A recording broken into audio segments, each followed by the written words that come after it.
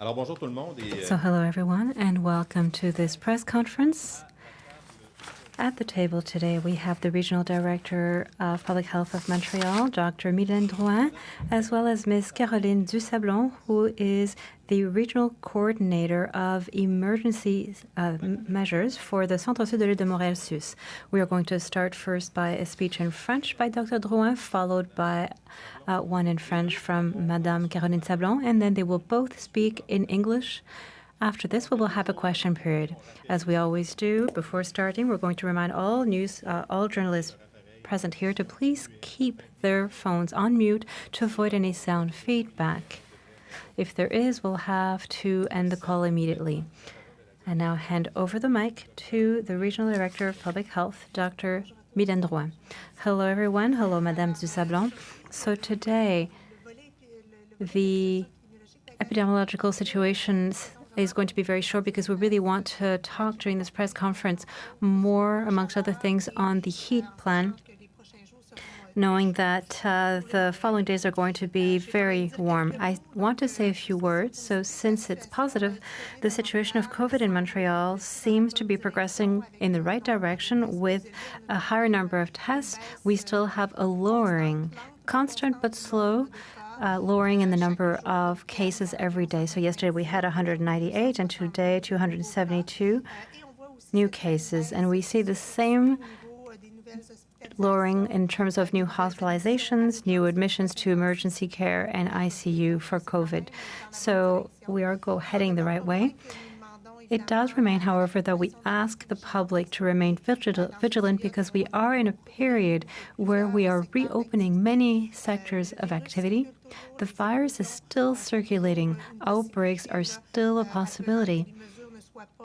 If the measures are not set up in businesses or public spaces, but also if the recommendations themselves are not being followed correctly by the public. So we still ask you to respect the measures of social distancing, the 2 meters, respiratory etiquette, so washing your hands, wearing a face covering, which is starting to increase in terms of proportion of the population that wears it. And I think that we still have progress to make here. And of course, respecting guidelines around gatherings of people, groups of fewer than 10 people, 3 households, and while respecting the 2 meters. It's very important. I would say that the success for the following days depends on the collective effort that we will bring to it together. So today we wanted to talk to you a little bit more about the heat wave that is going to hit Montrealers in the next few days. We are in an exceptional situation here, a double situation that has to be managed. Of course, the pandemic context where the virus is still in circulation in Montreal, and on the other hand,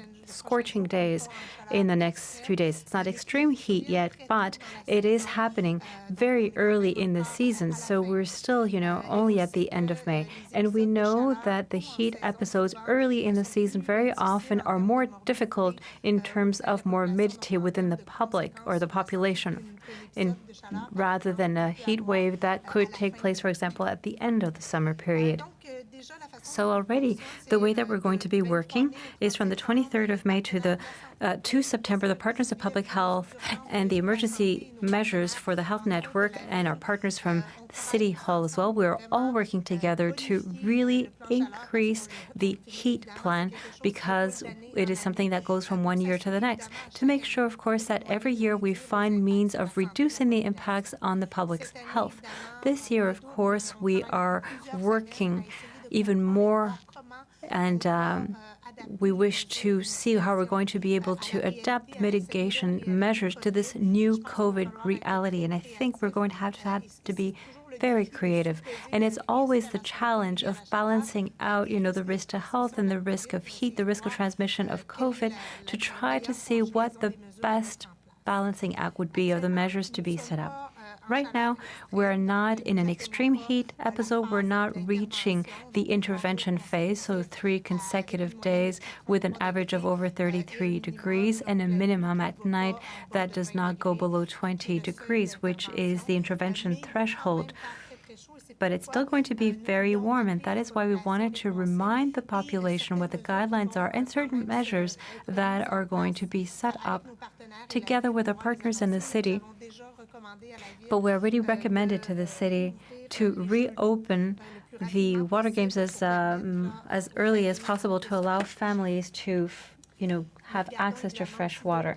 We're also looking at other elements, other measures that have been set up in other large cities that would allow people to cool themselves off as much as possible outside, since the risk of transmissions of COVID are more risky inside than outside. The recommendations to the population remain the same, so we ask the public during these periods of heat to drink a lot of water without waiting to be thirsty, to spend time in cooler areas, in rooms or places that are air conditioning, preferably, or at least where the temperature is cooler, to have fresh baths or showers, freshen up with damp cloths, of course, reduce physical effort, and of course, making sure to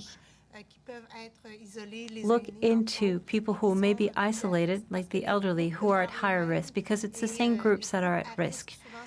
Very often, they share certain characteristics with the groups that are at risk of COVID-19. So, of course, the elderly, people who have chronic diseases, and to that we have to add people with problems of mental health, people who have addictions, and also the children from 0 to 4 years of age that we have to keep a close eye on, make sure that they are hydrated and that they go outside during shorter periods of time, and very often at the beginning or at the end of the day, to avoid being outside in the bright sun in the hottest part of the day. As far as the care establishments are concerned, and Madame Sablon will be able to talk about it more concretely, what will be done to make sure that the environments are safe. We know that in our health establishments, of course, there are many vulnerable people who are at risk of consequences due to heat. And the challenge is a double one, because right now we're also in these facilities experiencing very acute events, controlling COVID outbreaks. So clearly, the Institute has emitted recommendations, and today Madame Sablon will be able to explain what is being done and what will be done over the next few days. More specifically, concerning the mobile screening units, it's going well in neighborhoods. It's now the second week that we are completing for mobile units. But taking into account the heat of the next few days in order to protect the public that goes there and who sometimes has to wait, but also the workers inside of the buses, the opening hours are going to be reduced from 10 to 2 p.m. until the end of this heat wave. And then finally, concerning the people for whom we ask to be isolated, interpreter has just lost the sound. The interpreter apologizes. We have a technical glitch.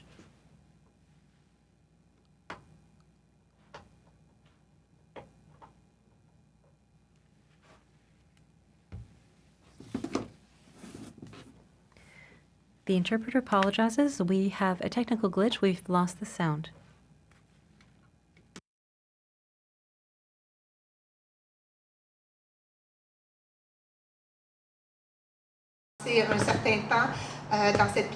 So, during the day, close down the curtains so that the room does not overheat. The interpreter apologizes. We have lost the sound once more. If possible, ventilate the house to allow for a certain amount of freshness that can stay inside the house in the morning. So upon these words, I will now hand over the mic to Madame Dusablon. Thank you. Right off the bat, I'd like to reassure you the establishments as well as the concerned partners have been working for many weeks in the adaptation of their plan of heat, extreme heat, and that to ensure the comfort of users as well as the staff. In all transparency, the particular context of the pandemic means that we have to review certain practices in situations of extreme or scorching heat, and we want to make sure that we do that together with the recommendations of public health. What we are experiencing right now is a situation, as you know, the network has never experienced this. Although the different actions that are planned for remain pertinent, adaptations to the context of the pandemic are essential and unfortunately cannot be realized without respecting every single guideline. We understand that it is a mandatory guideline in the context of what we are experiencing. So with the INSPQ information that we got, we had 2 emergency meetings in order to make sure that we have a very quick setup of the measures of these recommendations. So locally, emergency work groups have been set up by the Montreal establishments to take into account the information that was transmitted by the INSPQ. Moreover, this afternoon, all of the CEOs of the network have received a new ministerial decree in which one can see that it is appropriate to add air conditioning, including air conditioning units and ventilators in the context of COVID-19. So you understand that for the network, it is excellent news. Also, the network is authorized to proceed as of now to the setup of the appropriate measures to make sure to improve the comfort of residents and the staff. These are measures on which we are already working and that have already been started. In certain cases, they are even finished. For example, certain CHSLDs have finished the installation of air conditioning units to make sure that people have access to a cool room, and others, the operation is ongoing right now after having received the notice. But people are working very hard to go as quickly as possible. As you know, for many years, health establishments have been mobilized and have intervention plans in case of scorching and extreme heat. The network is very worried with constantly improving the work that is done with our most vulnerable. So those establishments will be ready if the criteria of scorching heat are reached this summer. I'm going to say a few words in English. A few words in English. Hi, everyone. Thank you for being there, Madame Sablon. Today we have a special subject. We're going to talk about our EAT plan, knowing that Montreal is going to have a couple of days of hot weather in the next days. But first, I'm going to say a few words on the epidemiologic situation for Montreal, because we have quite a little bit of good news. Even though we're testing more and more every day, we're seeing a reduction in the number of new cases in the last few days. So this is quite a good thing. And we're continuing to see a reduction in the number of new hospitalization and people entering intensive care unit for COVID-19. So this is quite, we're going in the right direction. But at the same time, I think we all have to stay vigilant, because we're reopening certain sector of activity in the city, and we can easily see we can see outbreaks coming, and that's not what we want to see. So I think we have asked stores that are opening to put in place measures to make sure that distanciation is there. But at the same time, we want to ask the population to do the same and to stay vigilant and to follow the public health recommendation regarding the 2-meter, washing your hands, the cover mask, of course, in public places. But regarding our EAT plans today, we're really facing a double challenge for Montreal. So we are in a pandemic situation, and we know that the virus is still circulating in the city. And at the same time, we have an early heat wave that we have to face in the next day.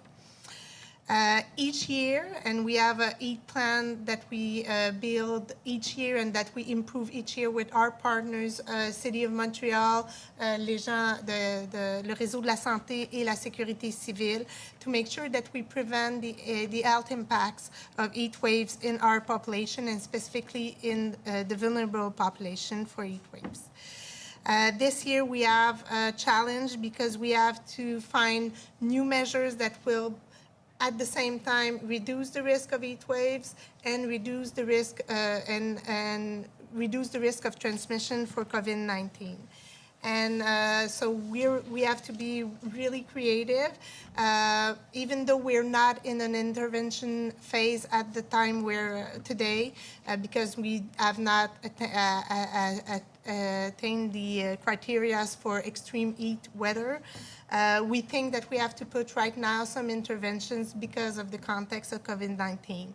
And we've asked and we've recommended the city that the water park, les jeux d'eau, be reopened as soon as possible to make sure that children and families can have a place to refresh themselves. The recommendation to the populations are still the same. We ask people to drink water, do not wait till you're thirsty, of course, to pass some time in a cool room or a climatized room, to take cool showers or baths, of course, to reduce the physical activities.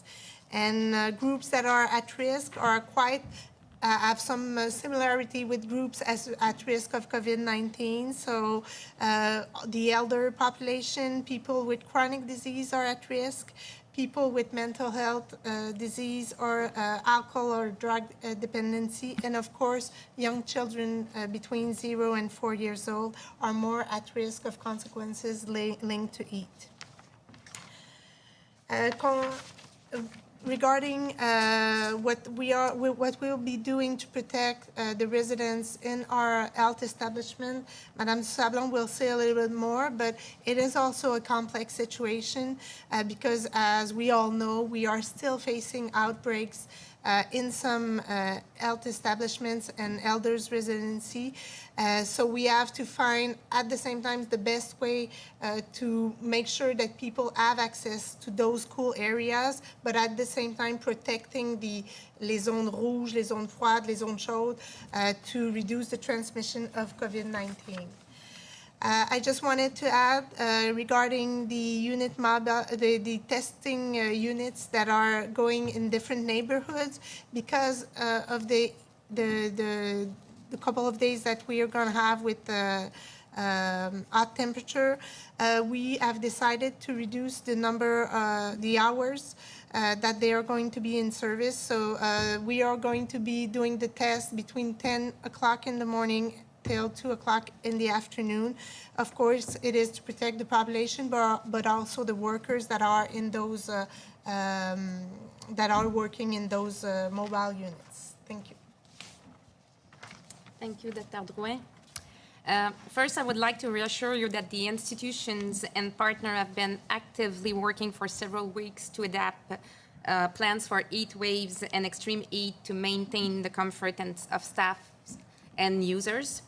To be completely transparent, the specific context of pandemic has forced the Montreal network to review some of its practice for heat waves and extreme heat events in order to comply with public health recommendations.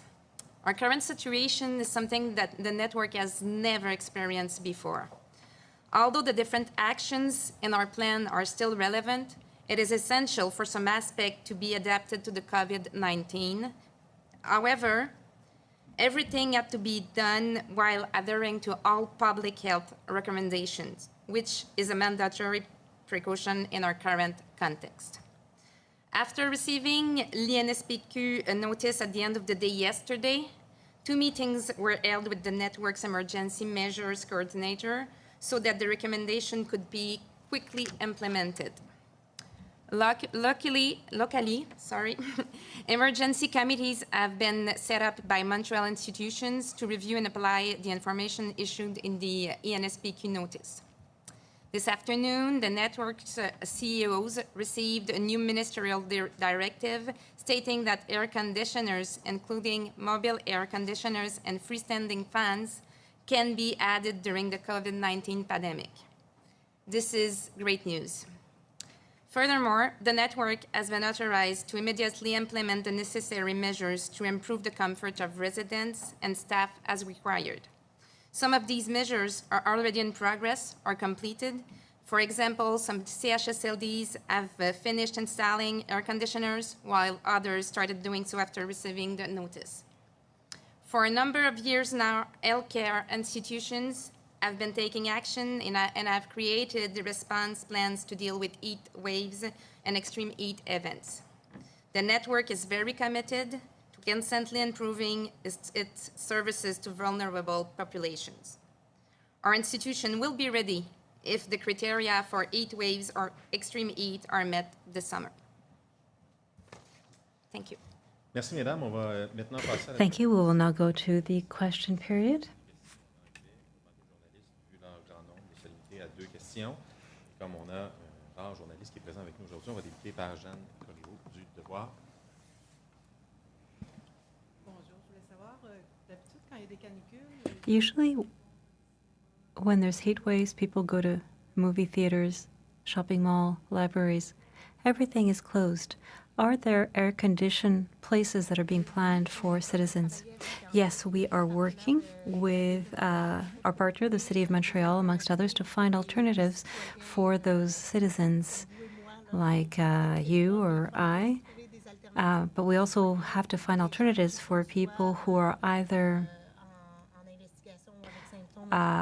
they have symptoms or being investigated. So, it's about finding measures that will also allow us within those places to still respect social distancing.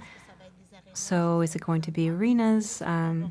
That's what we're looking at as well. As I was saying earlier on, we're going to try to privilege places, external cooling measures as much as possible because, of course, the transmission of COVID is a lot less significant outside than in closed spaces. So, of course, it's about finding places that will allow us to maintain distancing, and within those places to have guidelines to make sure, of course, that people who have symptoms are not there.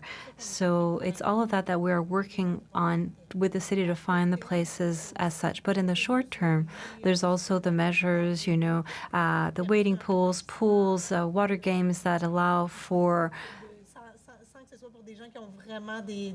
cooling measures for people who don't have very high risk. We also want to be able to put those at, make them available. When will we know whether the pools will open as well as the water games?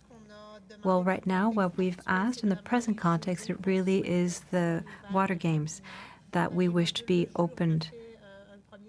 So we have a first notice, but it should come pretty quickly. But at the games area, we know that in a context of heat, it might not necessarily be in direct link. As far as the pools are concerned, the government had already announced the possibility of opening. So what we're looking at is also the entire issue of safety, because of course there are lifeguards as well, people who have to work there. So clearly there's a few things to tweak, but we would like for them to be able to open as quickly as possible, also with guidelines of social distancing. So of course, we're not going to be able to have as many people go to those places as we've been used to in the past. Phone questions now.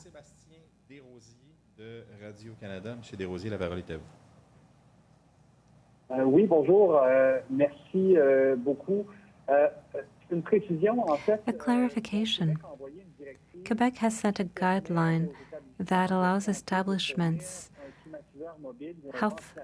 establishments to have, a floor ventilator or an air conditioning unit to all residents. But what the notice published by the INSPQ yesterday, if I'm not mistaken, is that those who were at a risk of dispersing microorganisms such as droplets, when that kind of unit is used, every establishment was going to have to balance out the pros and cons. So how does this guideline sent by Quebec, how does it respect the notice sent by the INSPQ? Okay, I'll start. But I would say that we, as the Regional Direction of Public Health of Montreal, as of this morning, we had already sent a complimentary note as a complement to that of the INSPQ. And the notice of the INSPQ says it very well. The knowledge is perhaps not very well known. That is, we don't have studies, so we can't eliminate every single risk. So we really ask that certain guidelines be applied to avoid that it be, like the orientation of the air conditioning unit or the fan, that it not be that it be used in such a way as to reduce the risk. But as I was explaining earlier on, for us, there is a weighing out of the risk that we have to make, because we have two risks. And for us, in a context of heat, in an urban place, in facilities that we know are sometimes very small, with small windows, not a lot of natural ventilation. For us, the risk linked to heat is an immediate health risk. So when there's a heat wave, clearly the impact can be fatal in very vulnerable people, such as in CHSLDs. So those are very immediate risks for which we judge that, in the case of a risk of transmission of COVID, we judge as regional public health that risk prevailed, and that in applying the guidelines of correct usage of the fans and air conditioning units, we thought that we judged it to be more important to have that cooling effect and to give more comfort to the elderly so that they don't suffer so much from the heat as compared to that of transmission. That doesn't mean that we shouldn't take every single precaution to reduce the risk of transmission, but it is that weighing out of the risks that makes things more complex. And things are already complex. So that brings us to have to really weigh out the measures that we are implementing. Parfait, merci. Entendu, merci beaucoup. Merci beaucoup. Maintenant, on va passer à Lisa Marie Gervais du Devoir.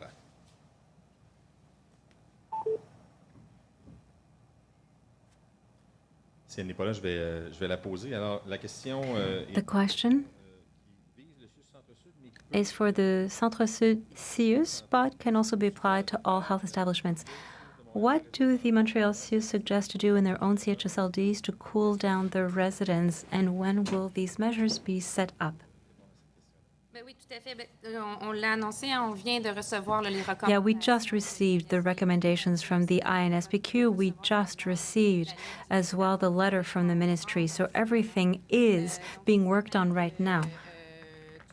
Of course, everything will be done following the rules and the recommendations of the INSPQ. But what I can tell you, however, is that all CHSLDs and the establishments of the network want to offer, of course, a place so that vulnerable people, all the users, can have a place where they can have a respite from the heat. So right now, it's a little early in terms of the recommendations. The second questions, will fans and air conditioning units be allowed? So that's already been answered. Okay, so following question. Oui, bonjour. Madame Dusablon, j'aimerais savoir... Ms. Dusablon would like to know the guideline. Does that mean we'll have to wait weeks or months before CHSLDs have air conditioning units?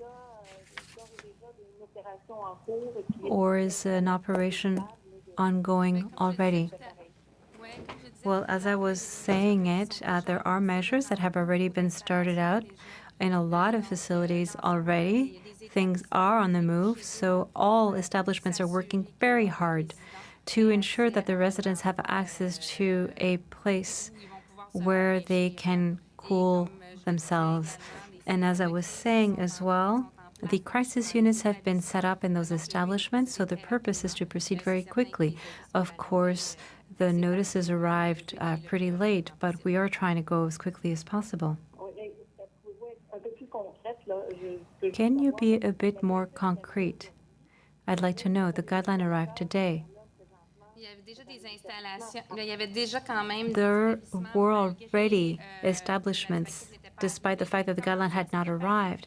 Some establishments had already started getting themselves ready to be setting up air conditioning units and then to be used later. But yes, in certain establishments, the preparation was already ongoing. Does the ministerial guideline mention how the teams should offer the contracts? Not to my knowledge. On peut faire cette vérification. We can check that and get back to you. Question maintenant de la part de Antoine Lacroix du Journal de Montréal. Monsieur Lacroix, la parole est à vous. Oui, bonjour. Donc, ma question. So my question, in a heat wave period, if somebody is in quarantine at home because they have COVID and no air conditioning, does that person have to stay home? Or will they have the right to go out to cool themselves? That's a very good question. Of course, right now we're asking people to isolate themselves. You know, the cases, contact cases, and people under investigation. The priority remains to stay isolated at home during the following 14 days. People have to start by trying to cool themselves off at home. So the same thing, you know, showering, cool showers, damp cloths on yourself, closing down the curtains, drinking a lot of water, all the things that I mentioned. But it is the same weighing out of risks. We don't want people who are in a building on the 9th floor, in a neighborhood or a building that has no ventilation, who is suffering from heat, who might be at risk because they have a chronic disease or they're older, that they experience the consequences of heat. So for us, if the person can't cool themselves off and they feel the need to go out, we will accept that they go out as an exceptional measure. We need to cool down our bodies, 2 hours per day. We should be able to be in a fresh area to be able to keep that temperature. But we ask that to be done under certain conditions. That is, before going out, wash your hands, wear a mask, keep yourself 2 meters away from other people, and cool yourself ideally in a place outside, so in the shade of a tree or in a place where there's a bit of wind at the end of the day, for example. And of course, when you go back home, you go back to your building, wash your hands with hydroalcoholic gel to avoid touching, the elevator buttons and doors and contaminate things. But of course, we don't want anybody to take a higher risk with the heat. But these have to be exceptional measures because we really do want people to respect the guideline of isolation as much as possible.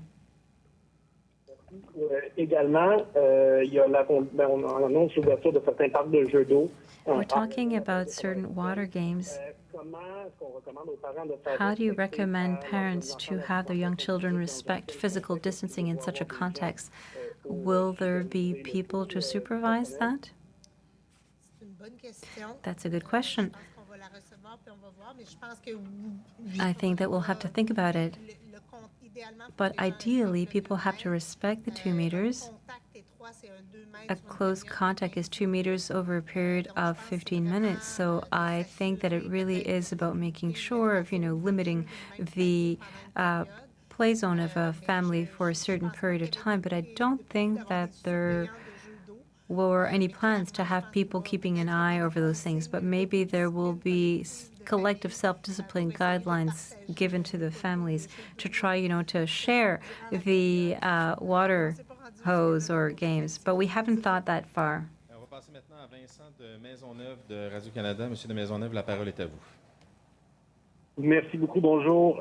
Depuis quelques jours, on a constaté... For the past few days, we've been able to see in the field that most people who go to the mobile screening units or others can get tested without any specific conditions. I wanted to know, concerning the screening capacity right now, are we at this stage where all Montrealers who wish so can or should go get tested?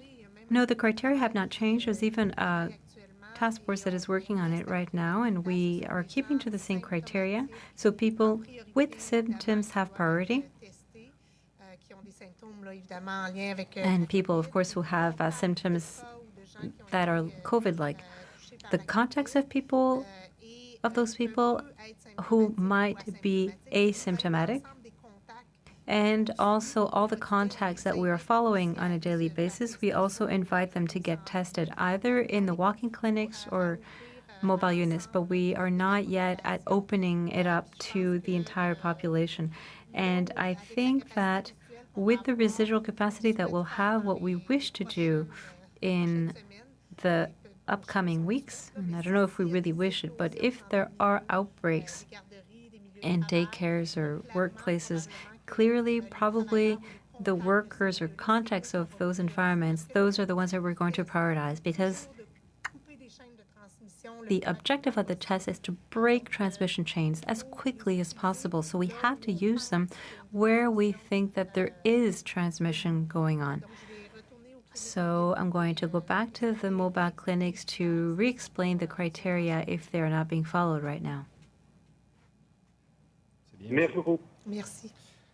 Question maintenant de Bruno Montpetit du réseau des sports. Bonjour, Dr. Drouin. Hello, Dr. Drouin. In a few minutes, the National Hockey League should announce their recovery plan. We had communication from Monsieur Legault's office saying that he had seen a plan for the Habs for possible training. Are you aware of that? And if so, what do you think about it? I know that it will be confirmed later, but are you aware of it? No, everything that has to do with professional sports and teams is a decision that will be taken at the provincial level. But my boyfriend will be happy to hear about this. That's about the only thing that I can say about it. But no, it really is. Everything having to do with professional sports right now is really a guideline that will be taken at the provincial level, so I'm not aware of this plan, no. So if I understand correctly, any decision will be taken by the National Public Health. Yes, for sports teams, yes. Thank you, Doctor.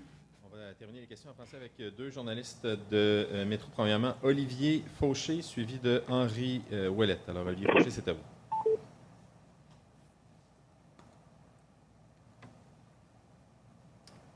Si vous n'êtes pas là, on va passer à Henri Ouellette de Métro.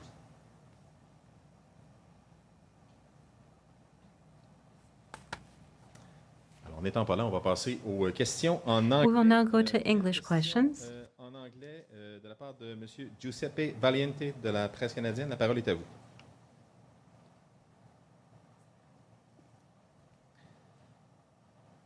Je vais la poser, réponse en anglais. Santé Montréal affirme qu'environ 20 Health Montreal says that about 20% of all COVID-19 infections in the city are attributable to healthcare workers. Does Health Montreal know what the extent of community transmission is outside of healthcare workers and the residences for the elderly? Well, if we know the scope of it, well, right now we can see a lowering in the number of cases in CHSLDs, like a global lowering in terms of the general epidemic curve. But we can see that the proportion that is more in terms of community transmission, that is outside of CHSLDs and healthcare workers, the proportion increases compared to the risk in the past week. So we understand that there is community transmission that is installed, and we can see it in the portraits that we're doing right now for certain neighborhoods. Some are more affected than others. And then is it linked to other companies, family clusters, or companies? We do that through investigations. We manage to circumscribe the kind of transmission that is being done linked to a specific group. But clearly the first wave, as I always said, it was the travelers, and then CHSLDs, healthcare workers associated to CHSLDs, and now that we see that the proportion is changing and the distribution in neighborhoods too. The good news too is that in the global epidemic curve of Montreal, it is downward, although the community share is higher intra-establishment, and we can see that in certain of the hot neighborhoods, there's also that lowering that is being observed, and that has been observed in the past week, which is also encouraging for those neighborhoods. Do we know the percentage of people with COVID-19 are not linked to healthcare workers or residences to the elderly? Yes, we have them in our portraits that we publish on Wednesday mornings. You can see it in the epidemic curves. We split up between closed areas, which are, of course, residences, CHSLDs, the proportion that is attributable to healthcare workers, and the general population that might have caught it in a different context. Olivier Fauché, finalement, qui nous demande, la maison culturelle et communautaire est un lieu... La maison culturelle et communautaire has a lot of negative impacts in poor areas. For example, that is usually where citizens that have no air conditioning go and cool themselves off in heat wave. Could such a public place be reopened, and what are the alternatives to that? Well, I don't know specifically for the Maison Culturelle, but of course we're looking at places where it's going to be easy to maintain physical distancing between people. So are those kinds of places the correct ones? I'm not quite sure. It depends on the available space. But there's still a lot of work that we do in terms of the reopening of different sectors of activity linked to the reopening. For example, we announced libraries, but there's other places as well where we will see progressive reopenings. The idea is that the more places we have, the more distancing is going to be easier in those places, but clearly in terms of a cooling off area, we're going to have to target places with more room. And within those places, we're going to, of course, have to encourage people to wear face coverings. English questions? Kate, you can ask your questions. Hi there. I am wondering about current hospital capacity in Montreal. Do we have both the space to cope with a heat wave and the pandemic? The capacity linked to the heat wave, or capacity linked to testing, or the public health capacity? I just want to make sure I understand the question. Like, linked to having enough hospital beds. Like, if a large number of people get sick, is there room for them in the hospital?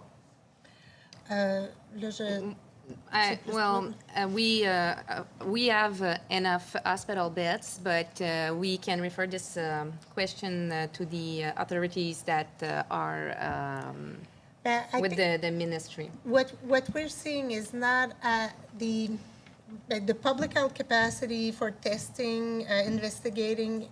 We've increased our capacity, and right now we're able to achieve the standards that we're supposed to have. For the healthcare capacity beds and intensive care unit beds, what we see is that there is no problem at this. The problem is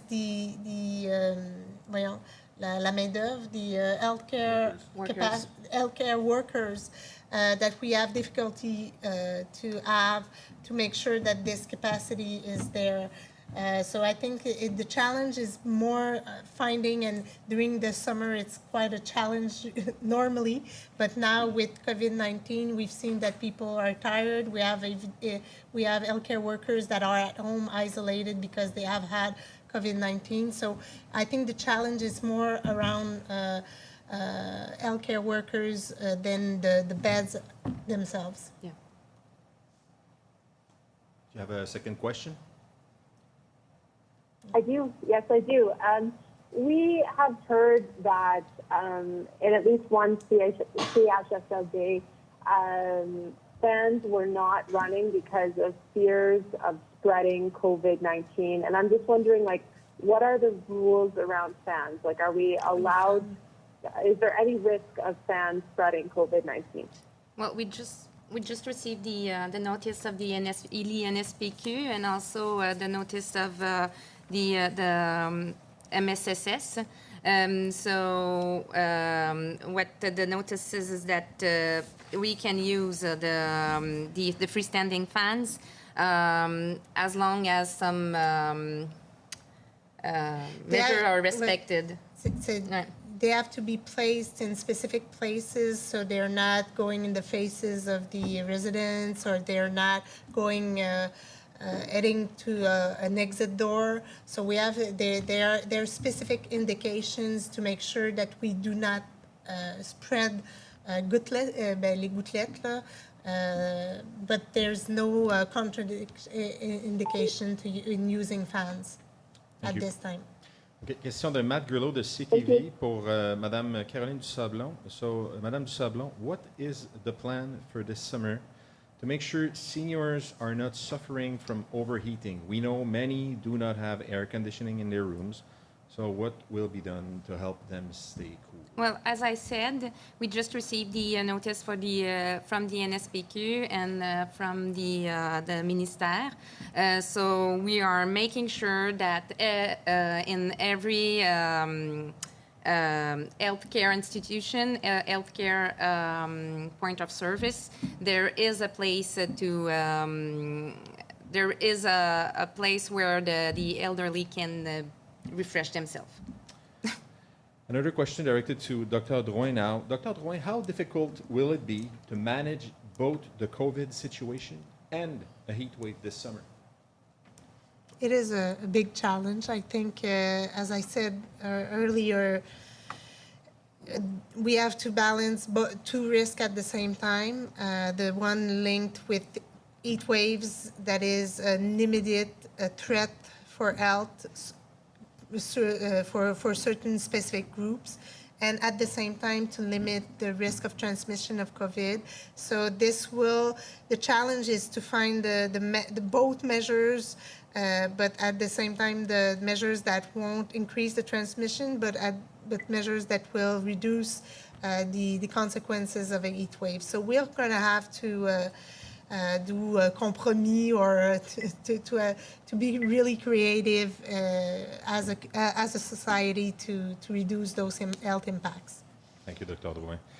Question now from Aaron Durfell from the Gazette. Mr. Durfell, you can ask your questions. Yes, Dr. Drouin, if you could go into detail about your contact tracing plan, all the new steps that you're taking with the contact tracing. We still have the same strategy at this time. How we work is that for every time we have a new case, we do the investigation. Normally, if everything goes well, in the first 24 hours. Of course, for some people do not answer the phone, so we have to call them back the next day. And we make sure that they are isolated and they have all the recommendations. And we've included today, my team is doing some recommendation linked to EAT for those cases that have to be isolated. And after, for each case with the contact, we have another team who reaches those contacts to make sure that they are isolated, and those contacts are followed for 14 days. So they have emails that are sent to them each day so that they tell us they have to answer questions on their symptoms. And now we're asking those contacts to go get a test after 2 days. They are isolated, and at the 12th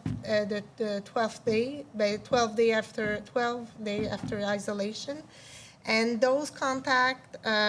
So if one contact develops symptoms, we call them back to make sure it's symptoms that are linked to COVID, and if it is, they become a case, and we do another investigation to find out if there are other contacts. So we try to do this with the gold standard, the first case investigation in 24 hours, and the contacts, it's quite in the next day that it is done, and we do the follow-ups for 14 days. Of course, if a certain percentage of the population do not respond to our questionnaire, so we have to do phone follow-ups. But excellent. Yes, continue. No, it's okay. Okay. So one other question. You've been working so hard for so many months now. When you look at the situation in Montreal right now, is there anything that is keeping you up at night? And if there is something that is keeping you up at night, what is it in terms of the pandemic in Montreal? I'm so tired at night, so I sleep well, though. But I think what keeps me up at night is knowing that the population is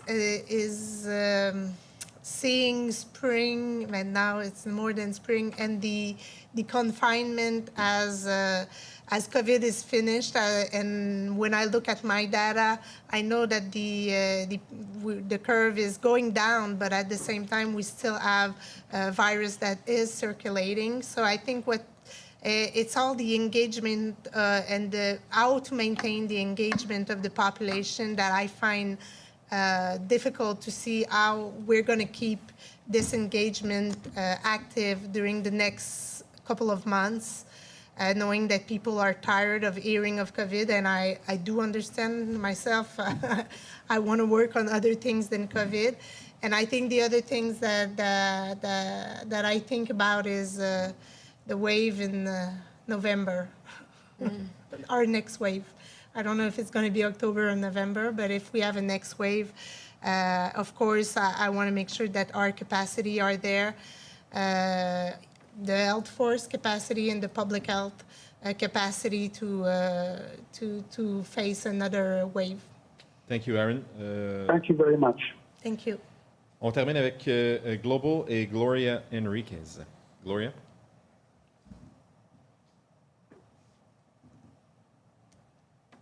Alors, en l'absence de Gloria Enriquez, est-ce qu'on a reçu ces questions par courriel? On va... Yes. Alors, un instant. Alors, the question is, how are you planning to make sure splash pads, on parle des parcs, are safe to reopen amid the pandemic? But as we know, water and the treatment of the water is not a vector in those in pools or in those kind of infrastructure. What we have to maintain is that people keep their distance, cover their face, and that we respect the distanciation recommendation. But I think the water and the infrastructure are not at risk, and it's the same thing. I think people should go there to refresh themselves, maybe not to play all day there, to go there for you go there with your family for an hour or so, you refresh yourself and you give the space to another family that can refresh themselves at their time. Dr. Drouin, merci. Madame Dusablon, merci beaucoup. Thank you, Dr. Drouin. Thank you, Madame Dusablon. This puts an end to the press conference. Thank you.